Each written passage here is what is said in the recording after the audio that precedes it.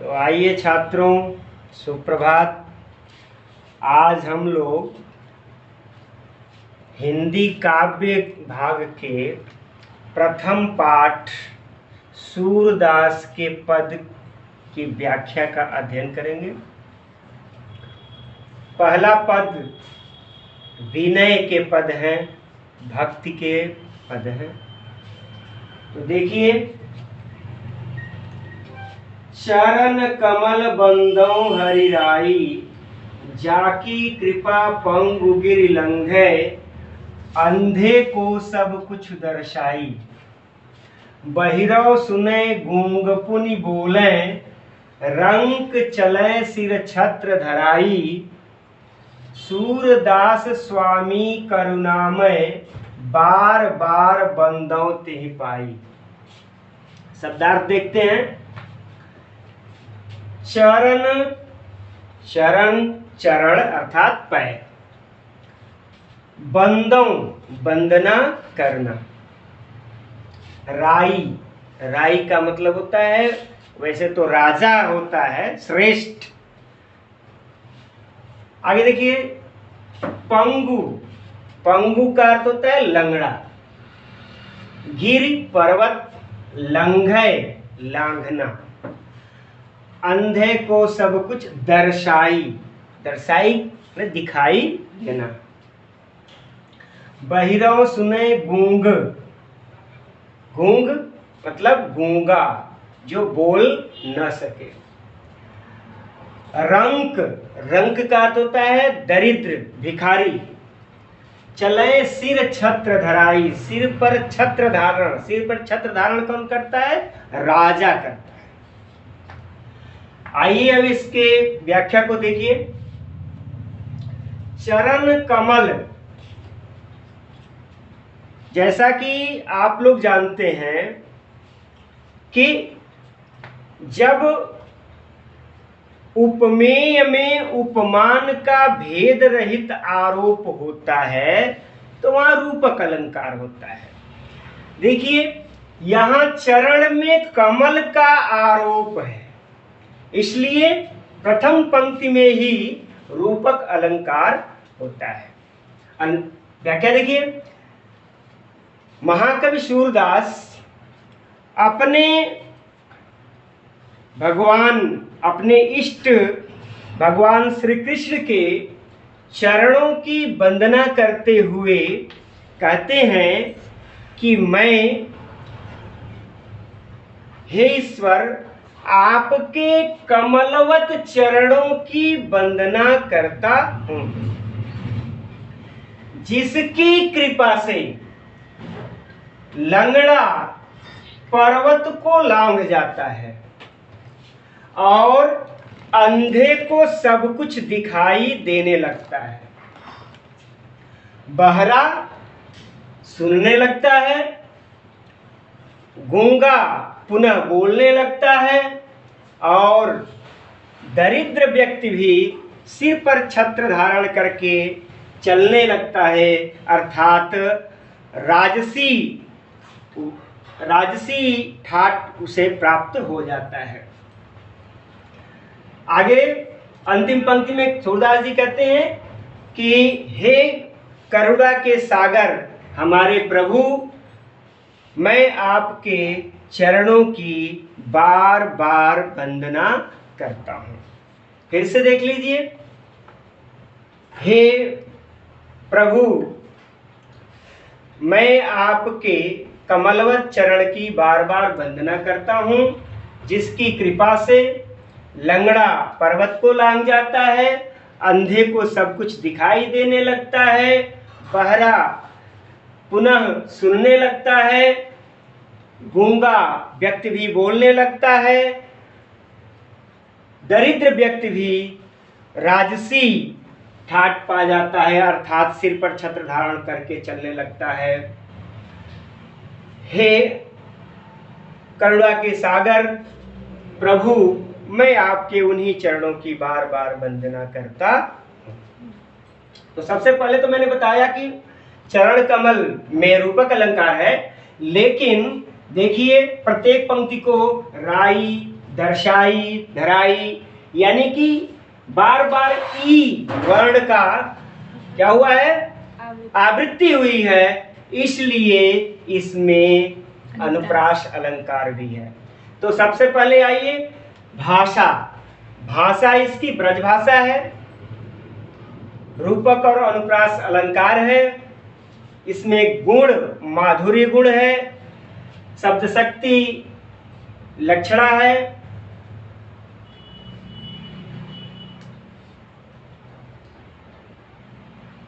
तो इस प्रकार इसमें काव्य सौंदर्य जो है सूरदास जी ने बड़े ही सुंदर शब्दों से अपने प्रभु श्री कृष्ण की वंदना करते हैं। अब आइए अगले पद में, अविगत गति कछु कहत न आवे, जो गूगय मीठे फल को रस, अंतर्गत ही भावे, परम स्वाद सब ही सुनिरंतर, अमित तोष उपजावे, मन बानी को अगम अगोचर, सो जाने जो पावे, रूप रेख बिनु जाति जुगुत बिनु, निरालंब कित ध्यावे, सब विधि अगम विचार ही, ताते सूर सगुन पद गावे। सबसे पहले अर्थ देख लिया जाए इसका। अविगत गति, अविगत होते हैं निर्गुण ब्रह्म को अविगत कहते हैं। तो अविगत, फिर जो गूंगे मीठे फल को रस, अंतर्गत, अंतर्गत मतलब अंतःकरण, अंदर ही अंदर। अगली पंक्ति में अमित, अमित मने अत्यधिक, अतोष मने आनंद, उपजावे उत्पन्न होता है, मन वाणी को अगम अगोचर, अगम जहां तक हम पहुंच नहीं सकते, और अगोचर जिसे हम देख नहीं सकते, रूप रेख बिनु जिसका कोई रूप नहीं, जिसकी कोई आकृति नहीं, जिसकी कोई जाति नहीं, और जिसको प्राप्त करने की कोई जुगत नहीं, उपाय नहीं। जुगत का होता है उपाय। तो निरालंब की धावे, यानी कोई आधार ही नहीं है। जब रूप नहीं है, उसकी आकृति नहीं है, जाति नहीं है, तो फिर उनको पाने का कोई उपाय भी नहीं है, तो बिना आधार के, निरालंब ने बिना आधार के, सब विधि अगम विचार ही, अगम मने कठिन, यहां अगम का अर्थ हुआ कठिन, और सगुन का मतलब वह ईश्वर जो अवतार लेता है, जिसके हम दर्शन कर सकते हैं, वह सगुण है। तो आइए देखते हैं प्रस्तुत पंक्तियों में महाकवि सूरदास जी ने निर्गुण ब्रह्म को प्राप्त करने की कठिनाइयों को बताते हुए अपने सगुण ईश्वर की आराधना करने पर बल देते हैं। देखिए, कहते हैं कि अविगत गति कछु कहत न आवे, निर्गुण ब्रह्म की गति कुछ कहते नहीं बनती है। वह उनकी गति ऐसी है, उनकी स्थिति ऐसी है कि कोई गूंगा व्यक्ति कोई मीठा फल खाता है तो उसके स्वाद को वह व्यक्त नहीं कर सकता है। उसके स्वाद का अनुभव अपने हृदय में, अपने अंतर मन में अनुभव करता है, लेकिन उसको व्यक्त नहीं कर पाता है। और परम स्वाद, परम स्वाद मतलब कि रसमय, परम का मतलब कि पारलौकिक, पारलौकिक ईश्वर निर्गुण ब्रह्म क्या होता है कि रसमय है, आनंद है उसमें, क्योंकि जो प्राप्त करता है उसके हृदय में वह अत्यधिक आनंद पैदा करता है। यानी उसे प्राप्त करने वाला बहुत आनंद को प्राप्त करता है, अत्यधिक आनंद को प्राप्त करता है। लेकिन यह निर्गुण ब्रह्म मन और वाणी दोनों से प्राप्त करने में उसे की कठिनाई है और दिखाई भी नहीं देता है। उसे जो प्राप्त करता है वही जान पाता है, सब उसको जान नहीं पाते हैं। वह निर्गुण ब्रह्म जिसको प्राप्त हो जाता है, यानी जो उसको प्राप्त कर पाता है, उसके आनंद को वही जान पाता है। वह निर्गुण ब्रह्म रूप, जिसका कोई रूप नहीं है, उसकी आकृति नहीं है, जाति नहीं है और प्राप्त करने की कोई युक्ति भी नहीं है, तो बिना आधार के हम उसे प्राप्त करने के लिए कहाँ जाएं, कहाँ भटकें? तब कहते हैं कि सब विधि अगम विचारें। सूरदास जी कहते हैं कि इस प्रकार से हम पूरी तरह निर्गुण ब्रह्म को प्राप्त करना कठिन जान करके विचार करते हैं कि हम सगुण ईश्वर के पद का गान करें। इसमें देखिए, सबसे पहले तो इसमें अनुप्रास है, अंत्यानुप्रास, आवे भावे उपजावे पावे ध्यावे गावे, ठीक है, वह की बार बार आवृत्ति हुई है। तो अनुप्रास है, एक दृष्टांत अलंकार है। जैसे दृष्टांत क्या है कि अविगत गत निर्गुण ब्रह्म को प्राप्त करने का जो आनंद होता है, उसके लिए महाकवि सूरदास जी ने गूंगे के द्वारा खाए गए मीठे फल के रस की अभिव्यक्ति से किया है, उसका दृष्टांत दिया है, उदाहरण दिया है। तो यहाँ दृष्टांत अलंकार, दृष्टांत अलंकार का अर्थ होता है उद्धृत करना, अपनी कही हुई बात को उदाहरण के द्वारा स्पष्ट करना। तो यहाँ दृष्टांत अलंकार भी है। तो इस पद में अनुप्रास और दृष्टांत अलंकार है, बाकी चीजें सब कुछ वही है। भक्ति रस है, भाषा ब्रज है, लक्षणा शब्द शक्ति है और गुण प्रसाद गुण है।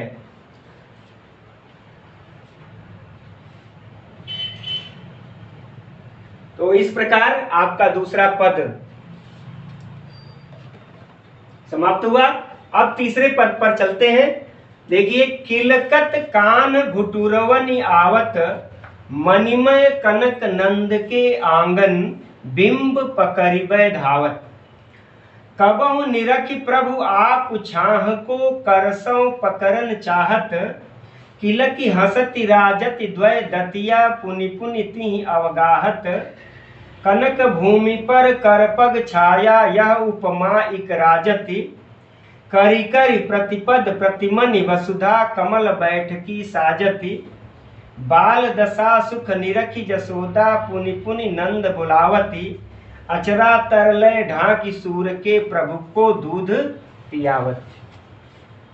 देखिए, प्रस्तुत पंक्तियों में महाकवि सूरदास जी ने बालक कृष्ण, कृष्ण के बाल रूप का बड़ा ही वात्सल्यपूर्ण वर्णन किया है। इनके इस वात्सल्य वर्णन की जो सुंदरता है, वात्सल्य वर्णन में जो इनकी सिद्धहस्तता है, इसीलिए इनको वात्सल्य सम्राट कहा जाता है। आइए शब्दार्थ को देखते हैं।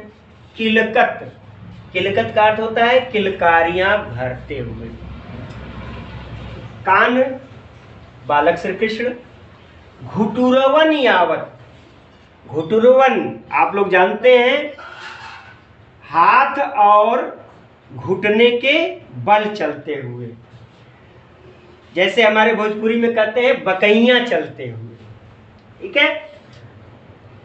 तो दूसरे पद में देखिए, मणिमय, मणिमय मतलब मणि से जड़े हुए, मणि जड़े हुए।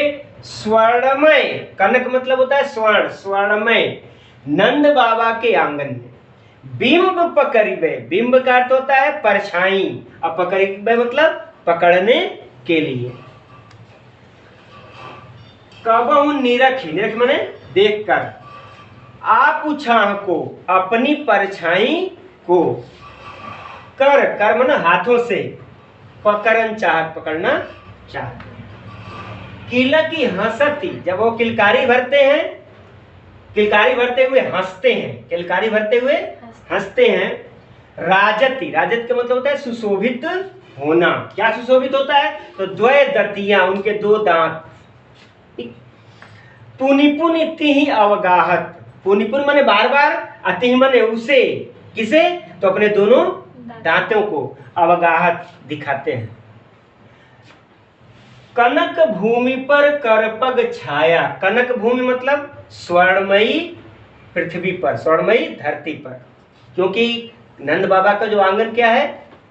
नंद बाबा का आंगन मड़ियों से जड़ा हुआ स्वर्णमय आंगन है। तो उस स्वर्णमय भूमि पर करपग छाया, उनके हाथ और पैरों की जो छाया पड़ रही है, तो यह देख करके, यह सुंदरता देख करके उपमायिक राजत, एक अन्य प्रकार का उपमान मन में आता है, एक अन्य प्रकार का उपमान मन में आता है। क्या? कि करिकरि प्रतिपद प्रतिमनि वसुधा, करिकरि प्रतिपद प्रतिमनि वसुधा, कहते हैं कि प्रत्येक मड़ियों में, प्रत्येक मड़ि में, वसुधा माने पृथ्वी ने प्रभु के लिए, प्रभु श्री कृष्ण के लिए क्या किया है? बैठक ही सजाया है, बैठक सजाया है। बाल दशा सुख निरखी, फिर देख करके पुनि पुनि बार बार नंद बोलावत, अचरा तरलय ढांक सूर के प्रभु को दूध पियावत। इसमें तो कोई शब्दार्थ जानने की जरूरत ही नहीं है, सब समझ में आ रहा है। तो आइए अब हम इसके व्याख्या की तरफ चलते हैं। महाकवि सूरदास जी ने प्रभु श्री कृष्ण के बाल रूप का बड़ा ही वात्सल्यपूर्ण वर्णन किया है। तो आइए देखते हैं। किलकत कान घुटुरवन आवत, बालक श्री कृष्ण किलकारी भरते हुए अपने घुटनों के बल आ रहे हैं। नंद बाबा के मणि जड़े हुए स्वर्णमय आंगन में अपनी परछाइयों को पकड़ने के लिए दौड़ रहे हैं। कभी कभी हमारे प्रभु श्री कृष्ण अपने ही परछाई को देखकर अपने हाथों से पकड़ना चाहते हैं। किलकारी भरते हुए प्रभु के दोनों दांत दिखाई देते हैं, सुशोभित होते हैं, और प्रभु श्री कृष्ण बार बार अपने उन दोनों दांतों को दिखाते हैं। स्वर्णमयी भूमि पर जब हमारे बालकृष्ण के हाथ और पैरों की छाया पड़ती है, परछाई पड़ती है, तो एक अन्य प्रकार का मन में उपमान पैदा होता है, बनता है कि मानो ऐसा प्रतीत होता है कि प्रत्येक मणि में पृथ्वी ने कमल का आसन बिछा दिया हो। इस प्रकार प्रभु श्री कृष्ण के बाल सौंदर्य को देख करके माता यशोदा उसे दिखाने के लिए नंद बाबा को बार बार बुलाती हैं। सूरदास जी कहते हैं कि इस प्रकार से माता यशोदा हमारे प्रभु बालक श्री कृष्ण को अपने आंचल में ढक करके दुग्धपान करा रही। तो आइए इसमें काव्य सौंदर्य देखें। तो सबसे पहले तो अनुप्रास इसमें है, सभी लोग समझ रहे हैं, आवत धावत चाहत त की बार बार आवृत्ति हुई है। और दूसरी चीज कि करिकरि प्रतिपद प्रतिमनि वसुधा कमल बैठकी साजत, मानो सब यहाँ जो है ऐसी संभावना व्यक्त की जा रही है, यानी उपमेय में उपमान की संभावना, मानो ऐसा प्रतीत होता है, इसलिए इसमें उत्प्रेक्षा भी है। ठीक है, तो इसमें उत्प्रेक्षा और अनुप्रास अलंकार है, भाषा ब्रज है, रस इसमें वात्सल्य है, ठीक है, बाल स्वभाव का वर्णन हुआ है, तो रस इसमें वात्सल्य है, श्रृंगार भी है, गुण इसमें लक्षणा है, और बाकी यही शब्द शक्ति, लक्षणा है, गुण माधुर्य है। इस प्रकार आज हम लोगों ने इस वीडियो में 3 पदों की व्याख्या का अध्ययन किया। जिस किसी को भी इस संबंध में कुछ पूछना है, प्रश्न करना है, कमेंट बॉक्स में डालें, और आगे दूसरे पार्ट में हम अगली व्याख्या बताएंगे। धन्यवाद।